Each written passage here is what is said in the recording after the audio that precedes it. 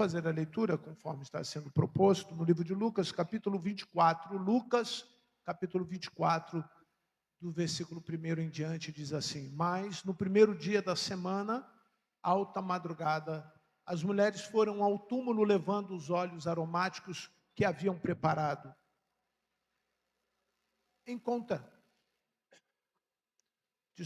Encontraram a pedra removida do túmulo, mas ao entrar não acharam o corpo de Jesus.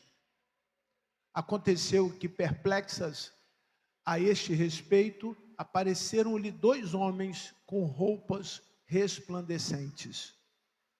Estando-as com muito medo e baixando os olhos para o chão, eles disseram: Por que vocês estão procurando entre os mortos aquele que vive? Ele não está aqui, mas ressuscitou. Lembrem-se do que ele falou para vocês, estando ainda na Galileia. É necessário que o Filho do Homem seja entregue nas mãos dos pecadores, seja crucificado e ressuscite no terceiro dia. Então elas se lembraram das palavras de Jesus e, voltando do túmulo, anunciaram todas estas coisas aos 11 e a todos os outros que estavam com eles. Essas mulheres eram Maria Madalena, Joana e Maria, mãe de Tiago. Também as demais que estavam com elas confirmaram estas coisas aos apóstolos. Mas para eles tais palavras pareciam um delírio. Eles não acreditaram no que a mulher dizia. E por aqui ficamos. Feche os seus olhos novamente. Senhor, nós agradecemos todas as vezes que lembramos deste episódio, aquilo que o Senhor fez por nós.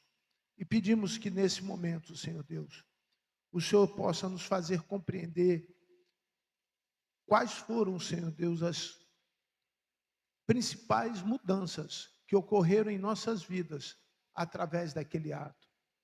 E que a partir de hoje, diante, Senhor Deus, destas mudanças, venhamos a desfrutar das mais ricas bênçãos dos céus, de sermos salvos pelo Senhor. Em nome de Jesus. Amém. Algumas vezes nós nos perguntamos, e essa é uma afirmação natural, o que estava acontecendo naquele momento em que Jesus foi crucificado. Certamente você já leu o texto e, por várias razões, você pode ter se indagado: o que estava acontecendo? O que estava acontecendo no mundo naqueles momentos tão tristes e terríveis que foi a crucificação? A crucificação foi um ato profético e o acontecimento histórico marcante na humanidade.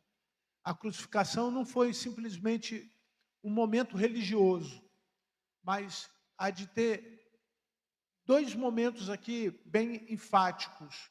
A palavra de Deus tinha que se cumprir e não podia ser diferente. Ele não poderia ter sido enforcado. O Senhor Jesus não poderia ter sido morto a flechadas ou a uma espada lhe transpassando o coração.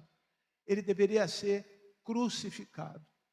Essa é a natureza histórica da morte de Cristo. Obrigado, irmão. E todas as vezes que paramos e olhamos para a natureza histórica da morte de Cristo, começamos a entender que era antes de Cristo. E o que era antes de Cristo? Uma nação que aguardava um Messias, a promessa, e esse Messias nunca chegava. Passaram-se centenas de anos e pessoas aguardando um Messias. Eles lembravam de que havia uma promessa, mas a promessa não chegava. Esse momento em que Cristo morre na cruz, há uma ruptura histórica do povo de Israel e as demais nações, marcada ali pela morte. A história é escrita com sangue de alguém que era puro, sincero, honesto, sem mácula.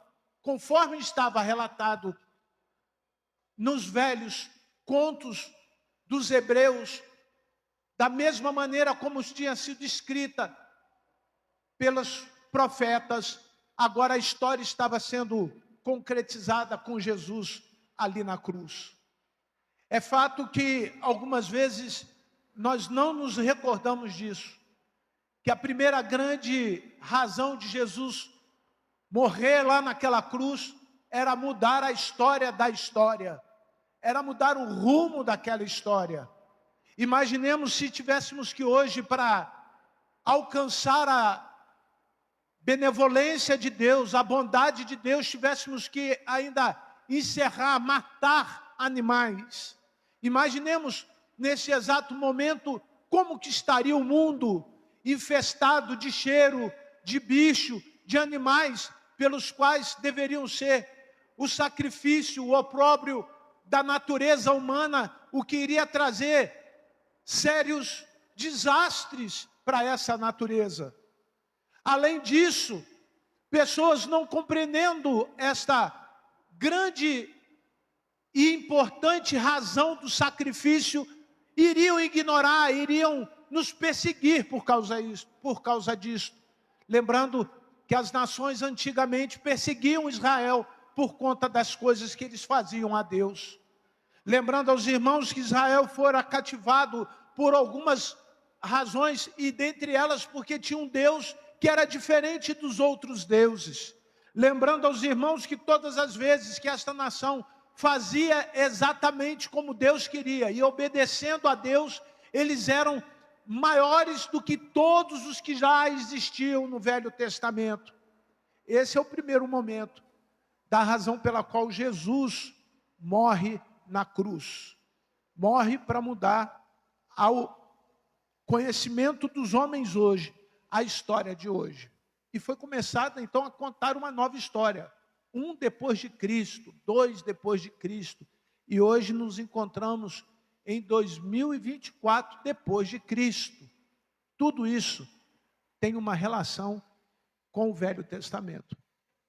Chega o Novo Testamento, Jesus, a promessa de Deus. E agora ele veio para uma nação já desacreditada, escravizada naquele instante pelo Império Romano, mas já havia sido escravizada por outros impérios, mas naquele momento algo muito específico estava acontecendo. Se você reparar, o fundamento da história de Cristo no Império Romano era o divisor de águas para as demais nações, tanto geograficamente, como politicamente, como juridicamente. Ali surgiram as constituições, surgiram as divisões territoriais europeias, surgiram as grandes conquistas. Mais tarde, o mercado comum europeu nasceu. Tudo isso a história vem contando depois de Jesus, as reformas. Tudo isso aconteceu porque havia algo específico naquele dia. E o que Jesus estava fazendo naquele dia? Dizendo que a igreja viria. E a igreja, a partir daquele momento, não seria mais escrava a essa história, não seria mais escrava a nenhum império, não seria mais dotada da capacidade de se tornar pequena, mas ela estaria em todos os lugares do mundo. E enquanto ele não voltasse, a igreja iria estar na terra. Nós sabemos que existe hoje instituições formadas, organizações secretas que tentam destruir a igreja. Mas a igreja é a promessa de Cristo, que após a ressurreição seria a primeira a receber Cristo. Seria a igreja de Jesus na terra a primeira a estar com Ele em glória. A primeira, quer dizer, passado por tudo isso, nós somos agraciados em fazer parte de uma instituição que não é necessariamente terrena, mas é celestial. Esta é a igreja de Jesus. Louvado seja o Senhor, porque estamos num domingo que celebramos um Jesus que já está vivo. há mais tempo do que nós imaginamos. Está mais tempo porque é um eterno Deus que não permitiu que a morte lhe tirasse a vida, não permitiu que a morte lhe desse agrilhões, não permitiu que eu e você, que fazemos parte da igreja, perdêssemos o sentido de nossa existência com um Deus que não existia mais. É por isso que ele ressuscitou. Não é uma doutrina cristã simplesmente, mas é o baluarte, a essência da natureza de Cristo, que vive e reina para todo sempre entre nós. Quero dar destaque a algumas coisas do texto em que nós lemos e que talvez te ajude a compreender o que Jesus estava fazendo naquele dia em que as mulheres não o encontraram. Versículo 1, 2 e 3 diz assim: no domingo bem cedo, as mulheres foram ao túmulo, levando o perfume que haviam preparado. Elas viram que a pedra tinha sido tirada da frente do túmulo, porém, quando entraram, leiam, não acharam o corpo de Jesus. Não acharam o corpo de Jesus. Pastor, agora eu comecei a entender que aquelas mulheres estavam procurando o corpo de Jesus. E por que o corpo não estava mais lá? Porque agora a igreja é o corpo de Cristo. Não estava mais lá. Não podia estar entre os mortos. Este é o primeiro conceito natural da ressurreição. O corpo não está mais entre os mortos. O corpo está vivo. A igreja não é mais para comportar pessoas que estão mortas, mas comporta pessoas que agora estão vivas em Cristo Jesus. Aleluia, aleluia.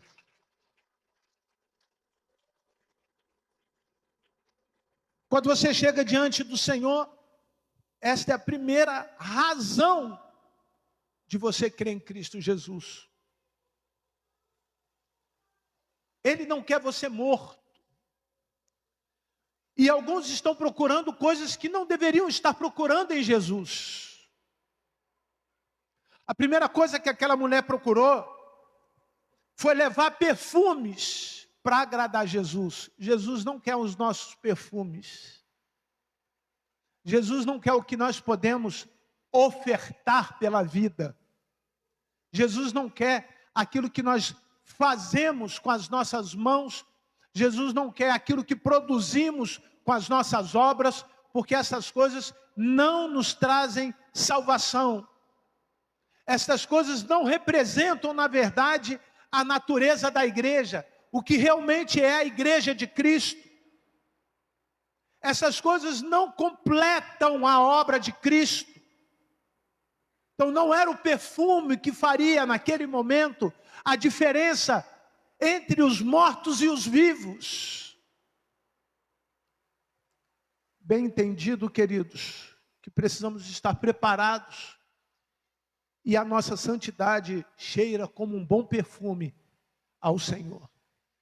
E os nossos pecados denigrem e tiram o bom cheiro de Cristo que poderíamos estar carregando. Bem entendemos que o bom perfume pode associar a unção, a uma alegria sobrenatural, à nossa adoração. Bem entendemos que esse bom perfume pode ser aquilo que ofertamos ao Senhor, que entregamos ao Senhor, mas isso não remove a pedra do túmulo. Nada dessas coisas substitui o sacrifício de Cristo Jesus lá na cruz do Calvário por mim e por você. A segunda coisa que esse versículo diz, elas viram que a pedra tinha sido tirada. O verso 2. Encontraram a pedra removida. Meu querido amado irmão, a grande dificuldade dos que estão vivos e os que estão vivendo em Cristo não são as pedras. A propósito, quero agradecer a Deus pela vida da Giovana, que tirou uma pedra, né? Hoje à tarde eu vou estar com vocês lá. Não precisa fazer nada. Viu? Nada. Vai eu e o Vinícius. A irmã Giovana veio sofrendo com uma pedra nos rins. E acho que foi ontem a cirurgia, não é isso? E Deus deu vitória. Ela está muito feliz. Agradece à igreja as orações. E pede aos irmãos para que continuem orando. Para que ela seja forte, cada vez mais forte. E esteja aqui entre nós glorificando ao Senhor pela vitória. Mas os nossos problemas não são as pedras. Talvez você esteja preocupado hoje com a dor que sente pela perda, assim como aquelas mulheres, como os discípulos. Talvez o que esteja te preocupando hoje é a pedra da falta dos recursos, das dificuldades financeiras, do desequilíbrio econômico que você vive hoje.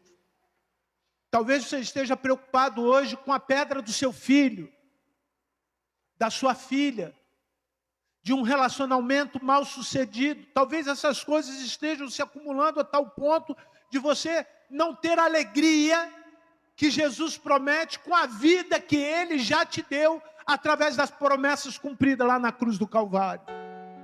Talvez você esteja olhando para o tamanho, inclusive, destas pedras. E ao acessar aquele lugar, aquelas mulheres viram que a pedra não estava lá. Sabe por quê? Ah, meu Jesus sabia que nós não seríamos capazes de tirar o menor problema da vida sem Ele. O nosso Jesus sabe que nós não somos capazes de remover uma única pedrinha do tamanho de um grão de mostarda, que seria o suficiente para que todas as outras coisas fossem removidas, solucionadas da nossa vida.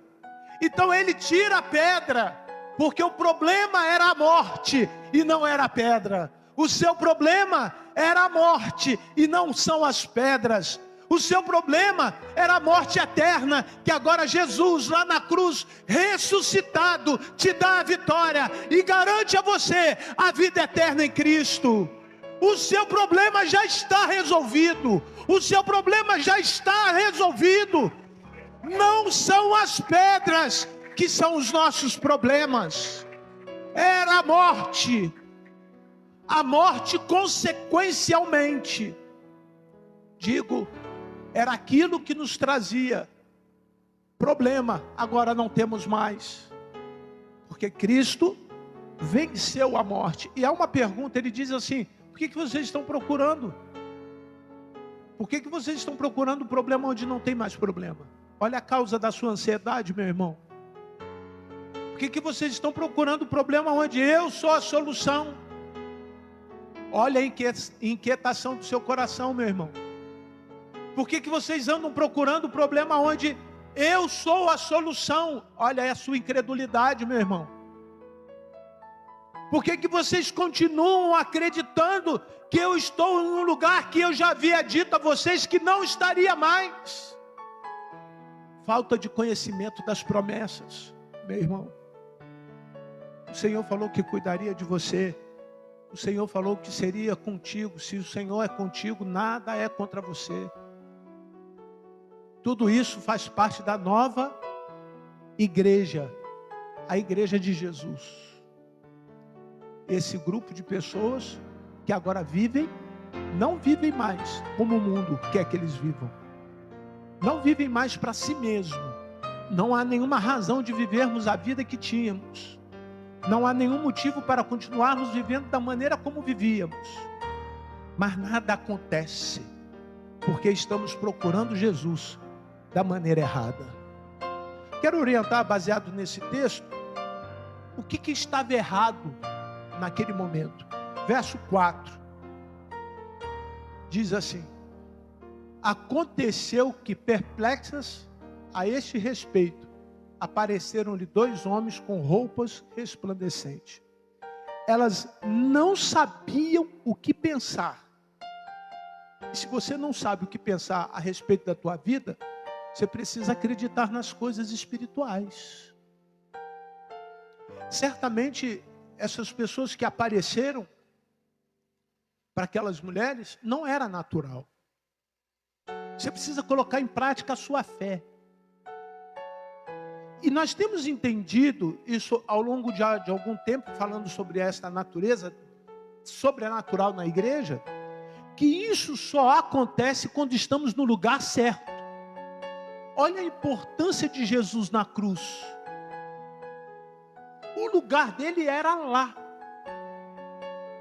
Não podia ser em outro lugar. Como disse na parte introdutória, não seria enforcado, não seria uma espada que lhe tiraria a vida, não seria um enforcamento, uma guilhotina, nada disso. Teria que ser daquele jeito. A maneira como nós nos colocamos diante do Senhor é que muitas vezes está errada, procurando o Senhor pelos motivos e as razões erradas, pensando em relação à igreja de forma errada, agindo em relação às coisas sobrenaturais de maneira errada. Com isso, nós consideramos que temos a vida, mas vivemos de maneira errada.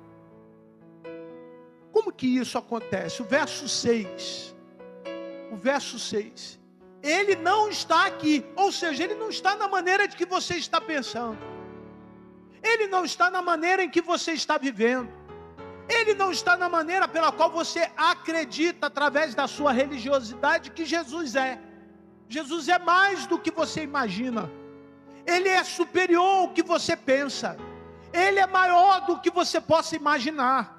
E para isso, aqueles homens, de maneira sobrenatural, dizem algumas coisas no verso 7 para aquelas mulheres, que diz assim: é necessário que o Filho do Homem seja entregue nas mãos dos pecadores, seja crucificado, e complete, e ressuscite. É necessário que seja assim. Mas ao terceiro dia, aquilo que os homens fizeram, era para que eu, através da minha fé, pudéssemos também ter, como direito, no dia da nossa morte, a ressurreição. Você compreende o que está acontecendo? Compreende? A morte já foi vencida, você recebe o sacrifício, crê através de Cristo Jesus no sacrifício, agora você tem a vida. Mas continua procurando, através das suas dificuldades, um Cristo, num lugar onde Ele não está. Mas quando você consegue entender aonde Ele está vitorioso, aleluia, Ele está na glória, e na glória o Senhor quer que você também esteja, Ele quer que você se encontre. A glória da igreja não é na glória, a glória na igreja começa aqui. A glória da igreja não é no céu, a glória da igreja é aqui. Porque diante de todas as nossas dificuldades, o Senhor disse que nós teríamos a vitória em Cristo Jesus. A percepção, louve ao Senhor porque Ele é digno do seu louvor. A percepção daquelas mulheres foi que agora ela entendendo, ela diz: não posso ficar com isso só para mim. Eu preciso fazer o quê? Anunciar para eles, lembrá-los da notícia. Por isso o Evangelho. O Evangelho não era uma notícia que deveria ser contada em qualquer lugar, de qualquer forma, por qualquer pessoa. Era uma notícia que deveria ser contada pela igreja. A igreja que venceu Roma. A igreja que venceu Roma. A igreja que fez Roma cair. A igreja é quem faz os impérios caírem. E um dia esta igreja fará o império do inferno ser derrotado, para que a glória do Senhor seja manifestada, para que a glória do Senhor aqui na terra seja manifestada. Este mesmo Senhor estava lá na cruz, humilhado, que foi deixado lá para que o seu corpo apodrecesse. Ele vive e reina para sempre, para derrotar o inferno e trazer a glória à igreja de Jesus. Este é o Senhor que nós estamos comemorando a vitória. Este é o Deus que nos dá a vitória. Um Deus que levanta e tão somente diz: olha, foram encontrados ali apenas os lençóis, nada mais do que isso. Existem algumas teorias, e eu não tenho tempo para discutir essas teorias, mas uma das que mais me chama a atenção é que os romanos pegaram aqueles lençóis e fugiram com os panos para fazer com que uma notícia mentirosa corresse naquele lugar. E que notícia era essa? Que os discípulos de Jesus foram lá, roubaram o corpo para dizer que a ressurreição havia acontecido. Por que eles estavam tão preocupados? Porque esse é o último fato histórico da igreja antes da igreja existir. O que significava isso? Que tudo aquilo que o pai Abraão falou, que Moisés contou, que os profetas ratificaram através da história, estava acontecendo naquele dia, através de um único homem chamado Jesus. E todos esses dias não foram esquecidos. Mas agora, todos os dias que a partir de Jesus viriam, não havia mais véu. Os sacerdotes e os homens religiosos estavam confusos. O Império Romano envergonhado, porque agora eles deveriam assumir: matamos o rei de Israel, mas ele não ficou morto, porque ele estava previsto que ele iria ressuscitar. Percebe que em nenhum momento eu falo da Páscoa. Percebe que em nenhum momento eu lhe dou uma única razão de pensar no que estava acontecendo no Velho Testamento. Porque o Velho Testamento era apenas o início do Novo Testamento. A ressurreição é apenas o início de todas as promessas que Cristo tem para a vida de um pecador. A ressurreição é o marco zero de todas as bênçãos que Deus tem para a minha vida e para a tua vida. A ressurreição não é simplesmente o fim como alguns pensam. Não é simplesmente aquilo que algumas doutrinas tentam contrariar com novas ou outras doutrinas. Mas é a garantia e a certeza que ao terceiro dia ele ressuscitou e vivo está para sempre. Porém, Pedro, versículo 12. Versículo 12. Pedro, porém, levantando-se, correu ao túmulo e abaixando-se, viu somente os lençóis de linho e nada mais. E retirou-se para casa. Leiam. Admirado com o que havia acontecido. Quantos estamos admirados pelo que Jesus já fez? Isso é só o início. Sabe o que acontece depois disso? Jesus aparece lá no caminho de Emaús. Mais à frente ele vai, leva uma pessoa a Cristo, chamado Paulo. Mais à frente você começa a perceber o crescimento da igreja, porque Paulo, a partir daquele momento, aquela experiência com a ressurreição de Cristo, ele entende que a ressurreição só começa a vida cristã. Quem sabe nesta manhã, você tendo um olhar diferente a respeito do que aconteceu naquele dia, por algum instante você se esqueceu das suas pedras, por algum momento você deixou a sua incredulidade e queira a esperança a partir da ressurreição. Quem sabe nesta manhã você queira sair daqui com o seu coração transformado por um Jesus que de uma maneira muito apressada, ele diz que todo aquele que crê em mim e confessar com a sua boca que eu sou o Senhor, este será salvo. Quem sabe você queira a ressurreição em Cristo Jesus nesta manhã. Levante uma das suas mãos. Deus abençoe, Deus abençoe, Deus abençoe, Deus abençoe. Pai querido, nós te louvamos por essas vidas que levantaram as suas mãos agradecidas ao Senhor pela ressurreição. Um tema tão difícil de entender, um tema tão complexo, um tema que envolve a fé. E por isso, bondoso Deus, lhe peço que as pessoas que aqui estão não estejam procurando Jesus entre os mortos, não esteja procurando Jesus num lugar onde tinha pedra, não esteja procurando Jesus amarrado entre os lençóis, porque Jesus, aleluia, está vivo e reina para sempre entre nós. É o Senhor deste lugar, é a esperança deste lugar, é a liberdade deste lugar, é a salvação deste lugar. Jesus é a nossa certeza da vitória, em que buscamos todos os dias para a nossa vida diária. Em nome de Jesus, abençoa-nos. É o que eu lhe peço e oro hoje e sempre. Amém. Nós temos um